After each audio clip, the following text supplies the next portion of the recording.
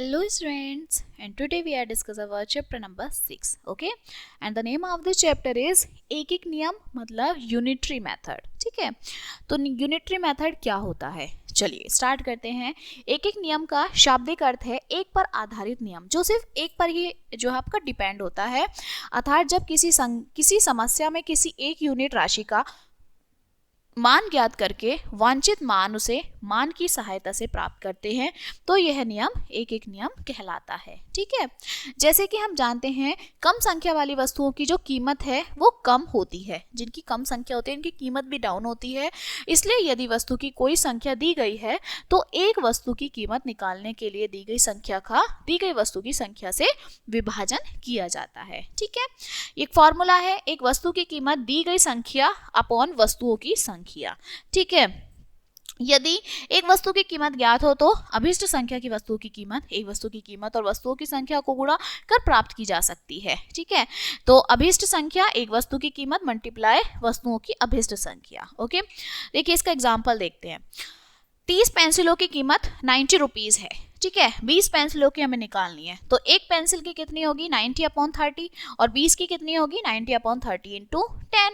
ठीक है, तो इस तरह से हम इन्हें फाइंड आउट करते हैं. ठीक है, चलिए अब हम एक्सरसाइज पर आते हैं. ओके, तो हमारी एक्सरसाइज है अभ्यास प्रश्नावली 6. ओके, देखिए फर्स्ट क्वेश्चन है यदि 10 साइकिलों की कीमत इतनी है. ठीक है, 22,850 तो 7 की कितनी होगी. ठीक है, तो 10 की हमारी कितनी दे रखी है 22850. 1 की कितनी हो जाएगी 22850 अपॉन 10. ठीक है, और 7 की कितनी हो जाएगी 22850 अपॉन 10 इंटू 7. ठीक है, इस तरह से.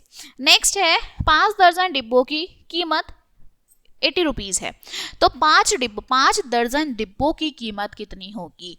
ठीक है, तो 5 दर्जन में कितने हैं 80 हैं. ठीक है, एक डजन में कितने होते हैं हमारे तो एक डजन में कितने होते हैं हमारे 12 होते हैं.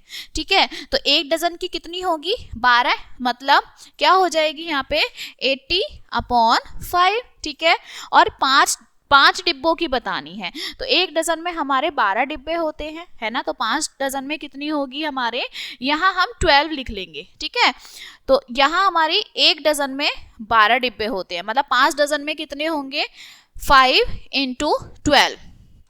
देखिए एक डजन में हमारे 12 होते हैं 5 डजन में कितने होंगे 12. ठीक है, 12 इंटू 5. ठीक है, तो हमें 5 डजन का ये कह रहा है तो हम पहले 5 डजन में कितने हैं हमारे 5 डजन का रुपीस कितना है 80. ठीक है, तो एक डजन का हम कैसे निकालेंगे तो हम निकालेंगे 80/12 इंटू 5 और 5 का कैसे निकालेंगे 80/12 इंटू 5 इंटू 5. ठीक है, इस तरह से हम फाइंड आउट करेंगे. नेक्स्ट है एक कार 3 घंटे में 180 किलोमीटर जाती है तो 5 में तो 3 घंटे में 180 1 घंटे में 180/3. ठीक है, 5 घंटे में 180/3 इंटू 100. ठीक है, इस तरह से हम इन्हें फाइंड आउट करेंगे.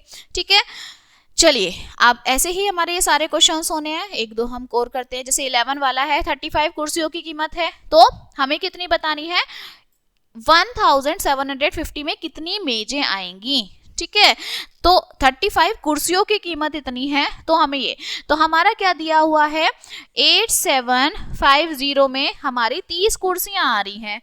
ठीक है, तो हमारी ये क्या बता रही है 1 रुपए में हमारी कितनी आएगी तो 30/8750. ठीक है, ये क्वेश्चन में उल्टा पूछा है और हमारी 1750 में कितनी आएगी तो 30/8750 इंटू 1750. ठीक है, यहाँ हमें अलग हमें कुर्सी मेजें पूछी हैं मेजो कुर्सी जो है वो पूछी है. ठीक है, यहाँ पैसे नहीं पूछे यहाँ हमें नंबर ऑफ चेयर्स और टेबल्स पूछे हैं. ठीक है, तो इसी तरह से हमारे सारे क्वेश्चन जैसे 25 आदमी किसी काम को 16 दिनों में पूरा करते हैं तो 8 दिनों में उस काम को करने के लिए कितने आदमी की आवश्यकता है. ठीक है, तो 25 आदमी 13 दिन में करते हैं, ठीक है। तो यहाँ देखिए 16 दिन में 25 आदमी काम कर रहे हैं, तो एक दिन में कितने करेंगे 25/16, और 8 दिन में कितने करेंगे 25/16 इंटू 8 करेंगे, है ना। तो इस तरह से जो है हम इन क्वेश्चंस को सॉल्व करते हैं, यही हमारा यूनरी होता है प्रोसेस, ठीक है। यूनरी मेथड यही होता है, ओके। तो इसी तरह से हम सारे क्वेश्चंस जो हैं सॉल्व करेंगे, ओके। सो ये हमारी जो एक्सरसाइज है वो यहीं पर कंप्लीट होती है, क्लियर।